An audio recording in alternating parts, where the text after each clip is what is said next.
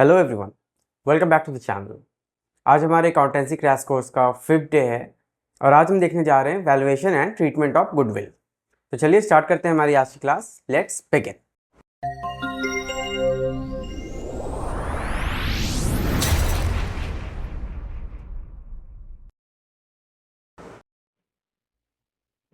तो चलिए स्टार्ट करते हैं आज की क्लास और समझते हैं कि क्या होता है गुडविल। तो अब सपोज करो कि आपके घर के पास दो अलग अलग रेस्टोरेंट है और दोनों ही न्यूली ओपन रेस्टोरेंट है। तो एक दिन क्या हुआ कि आपने सोचा कि चलो मैं जाके कुछ रेस्टोरेंट से ख़रीदता हूँ, कुछ स्नैक्स लेता हूँ। तो आप फर्स्ट रेस्टोरेंट में गए और आपने देखा कि वहाँ पे जो है मीन्स वहाँ का सर्विस भी अच्छा नहीं था और जो सेल्स पर्सन था, जो ओनर था, वो लोग भी काफ़ी रूड टाइप के आदमी थे। ठीक है, तो फिर आप चले गए दूसरे रेस्टोरेंट में। तो वहाँ पे क्या था कि आपको सर्विस भी अच्छा मिला और वहाँ के जो ओनर थे, जो स्टाफ्स थे, वो भी काफ़ी पोलाइट थे, आपसे अच्छे से बात किए और आपने जो भी कस्टमाइजेशन कहा था आपके खाने में, वो भी उन्होंने अच्छे से करके दिया। तो अब आप बताओ कि नेक्स्ट टाइम जब आपको रेस्टोरेंट जाना होगा तो आप कौन सा रेस्टोरेंट जाओगे, फर्स्ट वाला या सेकंड वाला? तो ऑब्वियसली आपका आंसर होगा कि आप सेकंड वाले रेस्टोरेंट को प्रीफर करोगे, क्योंकि उसका सर्विस अच्छा था, उसका खाना अच्छा था, वहाँ के स्टाफ का बिहेवियर अच्छा था, सब कुछ वहाँ अच्छा था। तो यहाँ पे अब क्या हो गया ना कि सेकंड वाले रेस्टोरेंट का आपके नज़र में एक अच्छा इंप्रेशन बन गया। तो ये जो अच्छा इंप्रेशन बना, तो this is what we called goodwill. तो अब आप देख सकते हो अपनी स्क्रीन पे कि गुडविल का मतलब क्या होता है। Goodwill means the good name और reputation of a business earn by the business owner. तो यहाँ पे क्या हो रहा है कि बिजनेस ओनर मेहनत कर रहा है, बिजनेस ओनर अच्छा सर्विस दे रहा है, बिजनेस ओनर अपने कस्टमर को अच्छे से सेटिस्फाई कर रहा है। तो बिकॉज ऑफ दैट उस बिजनेस का एक अलग रेप्यूटेशन बन गया, एक अच्छा रेप्यूटेशन बन गया, and that is what we called goodwill. ठीक है, तो चलिए अब देखते हैं कि क्या होता है नेचर ऑफ गुडविल। तो goodwill is N intangible asset. तो ऑब्वियसली गुडविल को आप टच तो नहीं कर सकते हो, बट स्टिल वो आपके लिए एक एसेट है, क्योंकि उसके कारण, उस गुडविल के कारण आपके बिजनेस में ज़्यादा सेल्स हो रहा है, आपके ज़्यादा कस्टमर आ रहे हैं, आपके बिजनेस को वैल्यू मिल रहा है।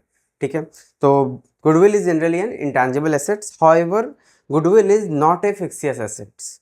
यहाँ पे बहुत लोग कंफ्यूज हो जाते हैं कि इंटेंजिबल है तो फिक्सियस भी होगा, तो ऐसा नहीं है। Goodwill is not a fictitious asset. क्यों फिक्सियस एसेट नहीं है? क्योंकि fictitious asset does not have realisable value. Generally क्या होता है कि फिक्सियस एसेट जो होता है उसका कोई रियलाइजेबल वैल्यू नहीं होता है, लेकिन यहाँ पे हमारे केस में जैसे कि गुडविल का बात कर रहे हैं, तो हमारे केस में क्या है कि गुडविल का एक रियलाइजेबल वैल्यू है। सपोज करो कि अभी जैसे कि हमने बात किया सेकेंड रेस्टोरेंट का, तो मान के चलो कि उस सेकेंड रेस्टोरेंट का सारा एसेट्स, उस सेकेंड रेस्टोरेंट का सारा एसेट्स या आप कह सकते हो रेस्टोरेंट का वैल्यूएशन अराउंड 50 लाख रुपीज़ था। ठीक है, तब वो अब सेकेंड रेस्टोरेंट का ओनर जो है अपने रेस्टोरेंट को सेल करेगा, तो क्या वो 50 लाख में सेल करेगा या 50 लाख से कम में सेल करेगा? तो अब क्योंकि उसका रेस्टोरेंट फेमस हो चुका है, उसका एक गुडविल है मार्केट में, तो जो भी उस रेस्टोरेंट को खरीदेगा कुछ साल तो उसका बिजनेस ऐसे ही चल जाएगा बेस्ड ऑन प्रीवियस ओनर के नाम पे। तो इवन दो उसका एसेट्स 50 लाख का था, तो हो सकता है कि ये एक्चुअल में सेल करे इसको 80 लाख में। तो यहाँ पे जो 30 लाख एक्स्ट्रा मिल रहा है, तो ये क्या है? तो ये एक्स्ट्रा 30 लाख जो है ये इस बिजनेस का गुडविल है।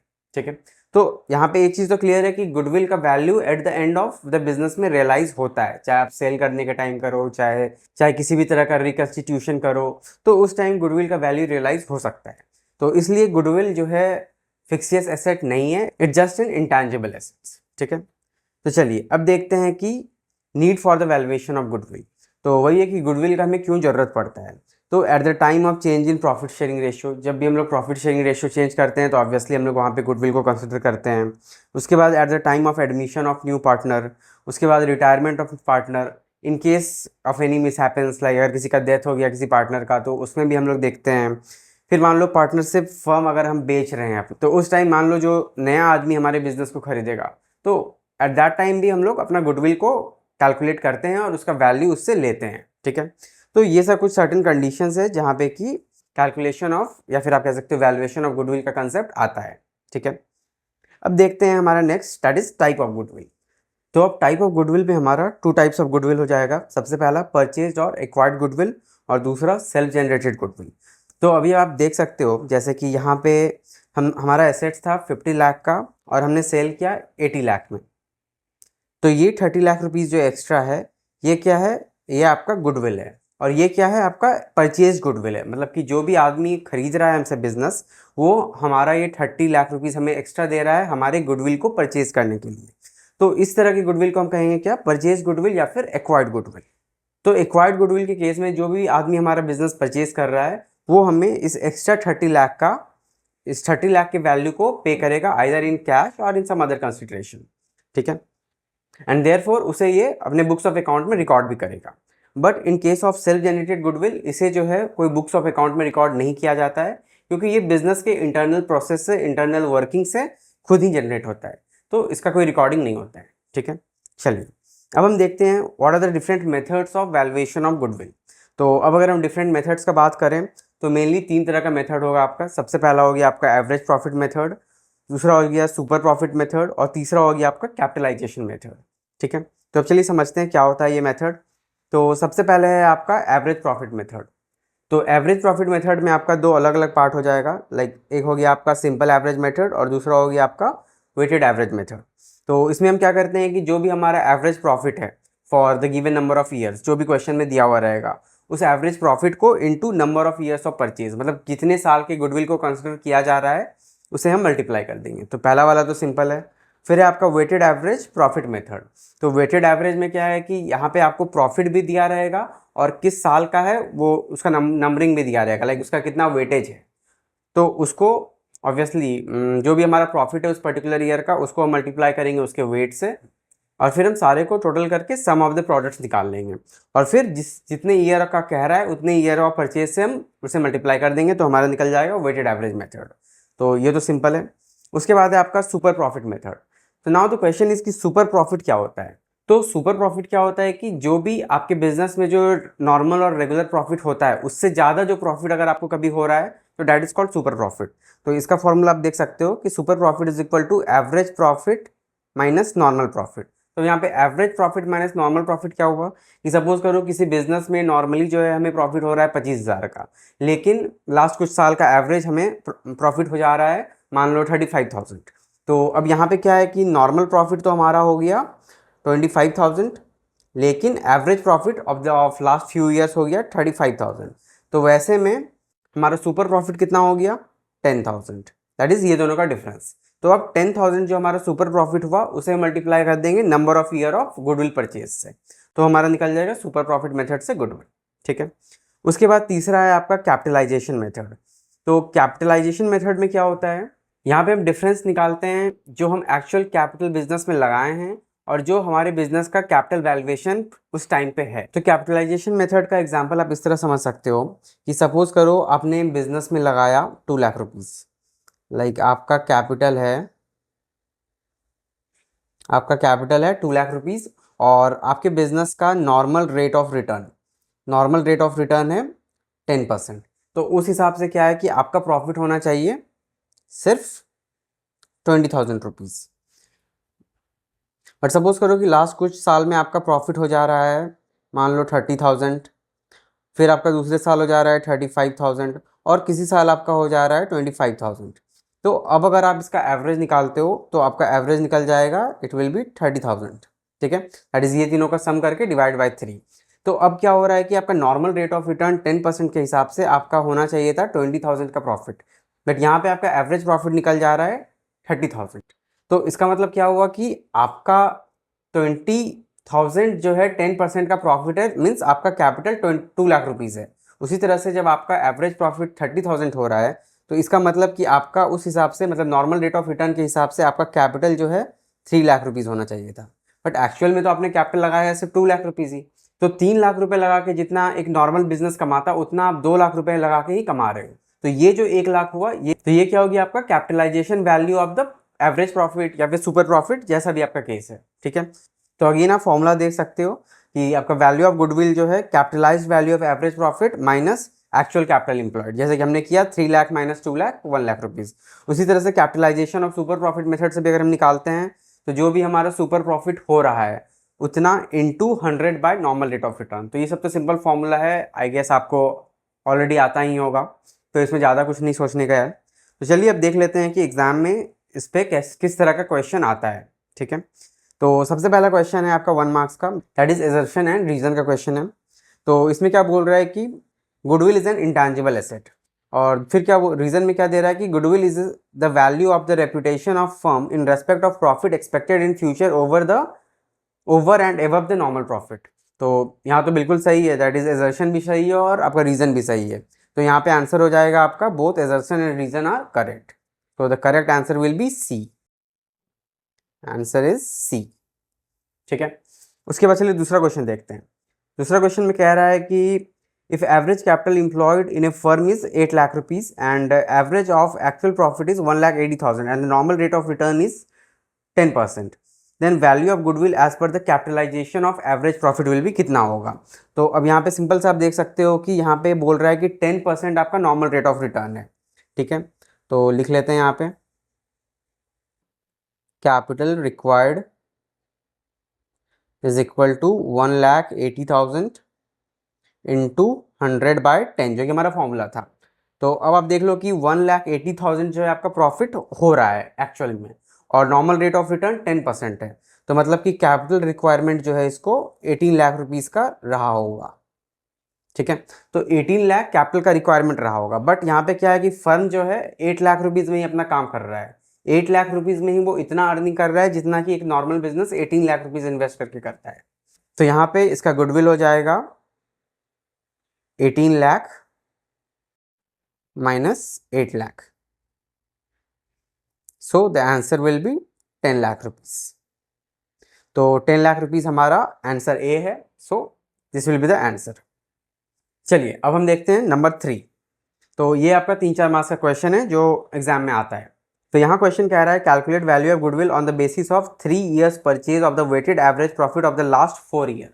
तो पिछले 4 साल का आपका एवरेज प्रॉफिट दिया हुआ है और बोल रहा है जो भी एवरेज प्रॉफिट होगा उसका 3 साल के परचेज का इक्वल जो है आपका गुडविल होगा। ठीक है, उसके बाद क्या बोल रहा है, on the 1st April 2020 major plant repair was undertaken for 10,000 which was charge to revenue.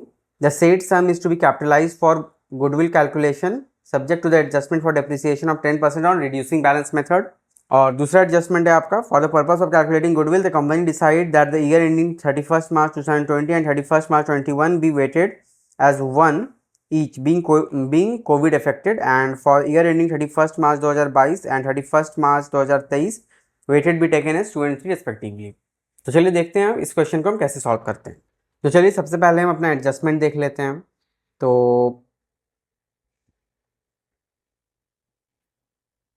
Adjusted profit और किस किस साल का है आपका 2020 से 23। तो ईयर 20, 21, 22 और 23।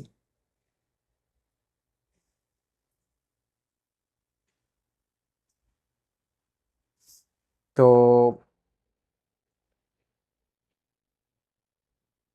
प्रॉफिट गिवन ये कितना हो गया आपका 28,000, फिर है आपका 27,000, उसके बाद 46,900 एंड देन 53,810।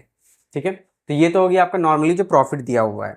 उसके बाद फिर क्या करना है, इसमें हमें कैपिटल एक्सपेंडिचर ऐड करना पड़ेगा, क्योंकि आप यहाँ पे देख सकते हो कि एडजस्टमेंट में दिया है प्लांट, हाँ, major plant repair was undertaken for ₹10,000 which was charge to revenue, मतलब कि ये कैपिटल एक्सपेंडिचर है बट इसे रेवेन्यू मान लिया गया। तो चलिए इसका हम कर देते हैं एडजस्टमेंट। ये है आपका ईयर 2021 में। ठीक है, तो यहाँ पे हो जाएगा आपका 10,000 रुपीज़ और ये हो जाएगा आपका plus capital expenditure charge to revenue. ठीक है, और बाकी साल में तो यहाँ पे कुछ नहीं होगा। उसके बाद फिर नेक्स्ट एडजस्टमेंट बोल रहा है आपका कि आपको डेप्रिसिएशन चार्ज करना है at the rate 10% on reducing balance method. ठीक है, तो चलिए, तो क्योंकि अब हमारा ये 10,000 रुपीज़ जो है जो भी हमारा एसेट होगा उसमें ऐड हो गया होगा या हमारे कैपिटल एक्सपेंडिचर में ऐड हो गया होगा, तो अब उसे हमें डेप्रिसिएट करना है at the rate 10% return down value method. तो उसे भी हम लेस कर देते हैं। तो इधर हो गया आपका माइनस डेप्रिसिएशन। सो इधर तो कुछ नहीं होगा क्योंकि ये 10,000 जो ऐड हुआ है 2021 में, तो यहाँ हम लेस कर देंगे 1,000 रुपीज़। उसके बाद आपका बचा 9,000, तो 9,000 का फिर 10%, तो 900 यहाँ पे कर देंगे। उसके बाद फिर 9,000 में 900 लेस करेंगे तो 8,100 हो गया, तो यहाँ पे फिर 8,100 लेस कर देंगे। ठीक है, तो अब अगर इसका हम निकालते हैं balance, I mean adjusted profit,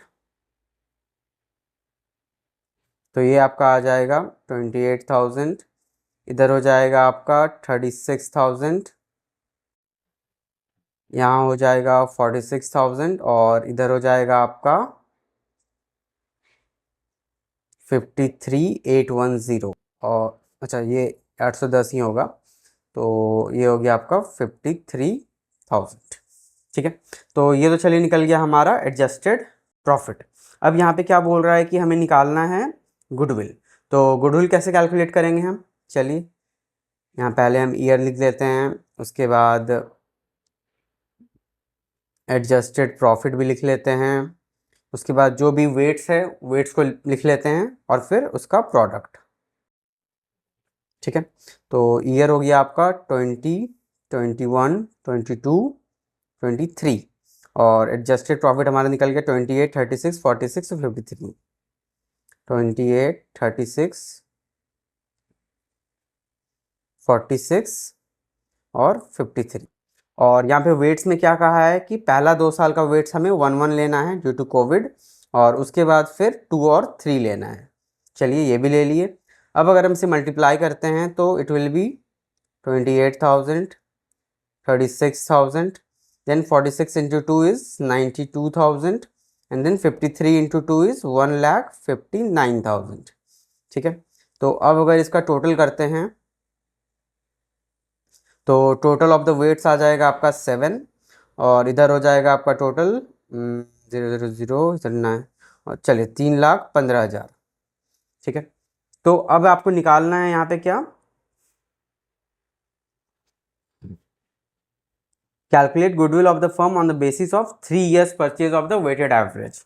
तो 3 years परचेज पे आपको निकालना है, तो यहाँ पे आपका निकल जाएगा वेटेड एवरेज हो जाएगा 3,15,000 डिवाइडेड बाय 7, तो 7, 14, 21, 28, 4 और इधर 35, 45,000 हो गया। और यहाँ पे बोल रहा है 3 years ऑफ परचेज, यानी कि आपका फाइनली गुडविल हो जाएगा 45,000 into 3, so this will be 1,35,000। तो चलिए ये 1,35,000 हो गया हमारा आंसर। ठीक है, ये भी बहुत ही आपका इजी क्वेश्चन था। ठीक है, चलिए अब देखते हैं हमारा नेक्स्ट क्वेश्चन। तो अब नेक्स्ट क्वेश्चन में क्या बोल रहा है कि on 1 April 2022 the capital of the firm of Ashu and Madhav is 1,50,000, normal rate of return on the capital employed is 10%, average profit for the firm is 23,500, calculate goodwill of the firm on the 3 year purchase of super profit. तो सबसे पहले यहाँ पे हम निकाल लेंगे क्या, super profit. तो चलिए सबसे पहले लिख लेते हैं हम कैपिटल एम्प्लॉयड।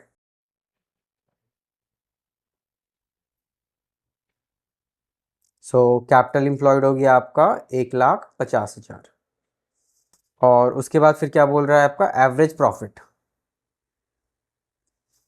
तो एवरेज प्रॉफिट हो गया 23,500 और नॉर्मल रेट ऑफ रिटर्न है इन द सिमिलर बिजनेस आपका 10%। ठीक है, तो अब एवरेज प्रॉफिट है 23,500 और नॉर्मल रेट ऑफ रिटर्न है 10%। तो इसका मतलब क्या हुआ कि आपका नॉर्मल प्रॉफिट होना चाहिए था 1,50,000 का 10%, दैट इज 15,000, बट आपका हुआ कितना है 23,500, मतलब कि 8,500 रुपया जो है आपका सुपर प्रॉफिट हो गया। तो सुपर प्रॉफिट हो गया आपका 8,500। ठीक है, तो अब यहाँ क्वेश्चन में क्या बोल रहा है कि calculate the goodwill of the firm based on 3 year purchase of super profit. तो ये तो सिंपल है, अब क्योंकि हमारा सुपर प्रॉफिट निकल गया है तो बस सुपर प्रॉफिट इंटू 3 कर देंगे हम, तो आ जाएगा हमारा गुडविल। तो गुडविल क्या हो जाएगा super profit into 3 years purchase, मतलब कि 8,500 इंटू 3, तो 8 16 24 और 15 यानी कि 25,500 हो गया आपका गुडविल। तो चलिए ये भी बहुत इजी क्वेश्चन था। तो ये क्या है आपका, अभी भी इंट्रोडक्शन में ही है हम लोग, तो ये सब बहुत इजी इजी क्वेश्चन है। बट अगेन फिर से वही बात बोलूँगा, ये आपका बेस है। अगर इसमें आप गलती करोगे तो आगे बड़े बड़े क्वेश्चंस में छोटी छोटी गलतियाँ के कारण बड़ी बड़ी दिक्कत हो जाएंगी। ठीक है, चलिए। तो अब ये है हमारा क्वेश्चन नंबर 5। इसमें बोल रहा है The firm PQ&R earned a profit of 4 lakh average profit during the last 3 years. Capital employed in the business was 6 lakh. The normal rate of return was 8%. Calculate the goodwill of the firm by capitalizing of super profit. तो ठीक है भाई, पहले हम निकाल लेते हैं अपना सुपर प्रॉफिट कितना होता है। तो एवरेज प्रॉफिट है हमारा 4 लाख, कैपिटल एम्प्लॉयड है 6 लाख और नॉर्मल रेट ऑफ रिटर्न है 8% as per the industry standard. तो हमारा नॉर्मल प्रॉफिट 6 लाख का 8% यानी कि 8 6 48,000 रुपीज़। ठीक है, तो अब यहाँ पे हम देखेंगे कि हमारा सुपर प्रॉफिट कितना होता है। तो ये हो जाएगा super profit is equal to average profit minus normal profit. तो ये हो गया आपका एवरेज प्रॉफिट कितना है, 4 लाख रुपये माइनस 48,000, तो ये हो गया आपका 3,52,000। ये हो गया आपका सुपर प्रॉफिट। तो अब हमें क्या निकालना है, गुडविल। तो गुडविल क्या हो जाएगा, super profit into 100 by normal rate of return. तो 3,52,000 इंटू 100 बाय 8, तो ये हो जाएगा आपका 4 में 32 32 4 4 000 44,000 इंटू 100 इज 44 लाख रुपीज। ठीक है, चलिए ये हो गया आपका 5th नंबर का सोल्यूशन। उसके बाद नेक्स्ट क्वेश्चन है आपका, the capital of the firm of Anuj and Benu is rupees 10 lakh and the market rate of interest were 15%. Annual salary to the partner was 60,000 each. The profit for the last 3 years was 3 lakh, 3,60,000 and 4,20,000. Goodwill of the firm is to be valued on the basis of 2-year purchase of the last 3-year average super profit. Calculate the goodwill of the firm. तो फिर से वही करना है हमें। तो यहाँ पे क्या हो जाएगा, कैपिटल है इनका total 10 lakh rupees, normal rate of return हो गया इसका 15%, और नॉर्मल प्रॉफिट कितना हो जाएगा, चलिए निकाल लेते हैं। नॉर्मल प्रॉफिट हो गया 10 लाख का 15% यानी कि 1,50,000। उसके बाद 3 years ऑफ एवरेज प्रॉफिट, तो 3 years का एवरेज प्रॉफिट, तो ये हो गया आपका 3 lakh plus 3.6 lakh plus 4.2 lakh divided by 3, तो ये हो जाएगा आपका 336 6.6 और 4.2 यानी 10.8, तो 10.8 बाय 3 यानी कि ये अगेन आपका हो जाएगा 3,60,000 ओनली। ठीक है, तो अब यहाँ पे क्या बोल रहा है कि दोनों पार्टनर का सैलरी था 60,000 ईच। तो सैलरी तो ऑब्वियसली हम प्रॉफिट के बाद ही देते हैं। तो चलिए इस एवरेज प्रॉफिट में हम पार्टनर का सैलरी लेस कर देते हैं। तो लेस पार्टनर का सैलरी, तो 1,20,000 माइनस हो जाएगा, तो आपका बचा 2,40,000। तो अब क्या है कि हमें निकालना है यहाँ पे सुपर प्रॉफिट। तो सुपर प्रॉफिट कितना हो जाएगा, जो भी हमारा एवरेज प्रॉफिट हुआ है माइनस नॉर्मल प्रॉफिट। तो एवरेज प्रॉफिट है हमारा 2,40,000 माइनस नॉर्मल प्रॉफिट है हमारा 1,50,000, तो आपका 90,000 रुपीज़ जो है हो गया आपका सुपर प्रॉफिट। और यहाँ पे बोल रहा है last 3 years average super profit.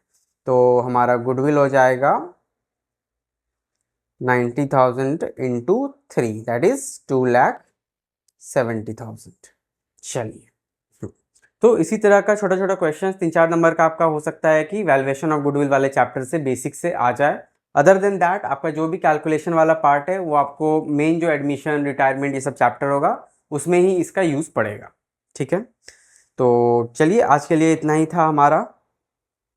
तो आई बिलीव कि ये तो बहुत ही बेसिक सब चीज़ था जो कि आपको आपके क्लास 12 के बिगनिंग में ही बताया गया होगा, और क्योंकि बहुत बेसिक था तो आपको डेफिनेटली याद होना भी चाहिए। और इन केस अगर आपको याद नहीं था तो प्लीज़ अभी रिवाइज कर लेना। ठीक है, so that's all for today. और इसी के साथ हमारा इंट्रोडक्शन टू पार्टनरशिप या फिर आप कह सकते हो बेसिक वाला चैप्टर कंप्लीट हो गया। और अब कल से हम देखेंगे हमारा reconstitution of partnership that is change in profit sharing ratio और डिटरमाइनिंग ऑफ सैक्रिफाइसिंग या गेनिंग रेशियो, ये वाला चैप्टर। तो ठीक है गाइस, मिलते हैं अब हम हमारे नेक्स्ट क्लास में। Till then keep learning and keep practising. Thank you and thanks for watching.